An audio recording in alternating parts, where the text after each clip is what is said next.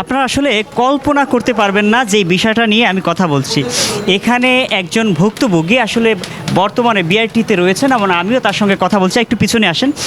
ওনার যেই স্মার্ট কার্ডের ব্যাপারটা, উনি 2020 সালে এখানে স্মার্ট কার্ডের জন্য আবেদন করে আজ পর্যন্ত 4 বছর হয়েছে।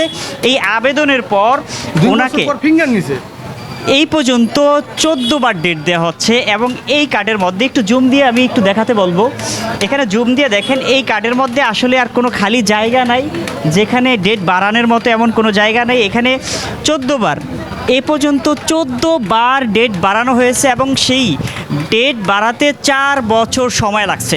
অর্থাৎ বুঝতে পারেন কোন লেভেলের দুর্নীতি হইলে একটা মানুষ 4 বছরও একটা স্মার্ট কার্ড হাতে পায় না, এবং 4 বছরের মধ্যে তার সার্জেন্টকে ঘুষ দিতে হয়েছে বহু টাকা এবং মামলাও খেয়েছে।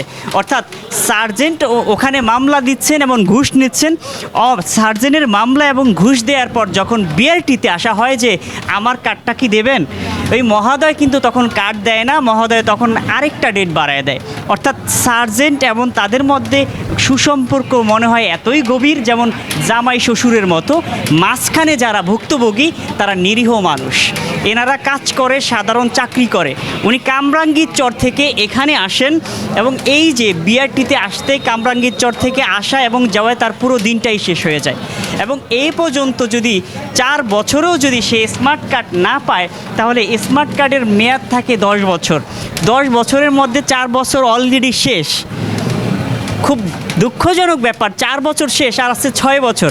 এখনও উপরওয়ালা ভালো জানে যে এই লোকের আসলে স্মার্ট কার্ড কবে পাবে, নাকি আদৌ পাবে না, নাকি জুতা ক্ষয় হয়ে যাবে। আমার তো মনে হচ্ছে তার এই পর্যন্ত আসতে আসতে জুতা ক্ষয় হয়ে গেছে, কিন্তু এখনও সিল মারা শেষ হয় নাই। তাহলে বাংলাদেশ পরিবর্তন আসছে, ছাত্র জনতার হাত ধরে দেশ পরিবর্তন হয়েছে, দেশের স্বৈরাচার বিদায় হয়েছে, কিন্তু এখনও তাদের শাখা প্রশাখা রয়েছে। কেন শাখা প্রশাখা যদি না থাকতো, তাহলে কেন একটা স্মার্ট কার্ডের জন্য এত দীর্ঘ সময় লাগবে? অন্য জায়গায় আবার আরেকজনকে বলেছেন যে এখানের যে দালালরা রয়েছেন তারা বলছেন আপনার স্মার্ট কার্ড এখনই আমি দিতে পারবো, মাত্র 2000 টাকা লাগবে। 2000 টাকার মধ্যে ভাগ করা হয়েছে, সে 400 টাকা পাবে, অফিস পাবে 1600 টাকা। এবং যখন উনি এই কথাটা শুনেন এবং ওনার কার্ডটা, উনি আসলে এটা নিয়ে সরাসরি যাওয়ার চেষ্টা করেন যে 2000 টাকা কেন দেব, আমি সরাসরি যাই। যখন উনি সরাসরি যায়, ওনাকে একটা সিল মেরে দেয় 26 সাল পর্যন্ত, অর্থাৎ খতম। সে আর এখানে দ্বিতীয়বার এই 26 সালের মধ্যে আর আসার কোনো প্রয়োজন নাই, রাইট?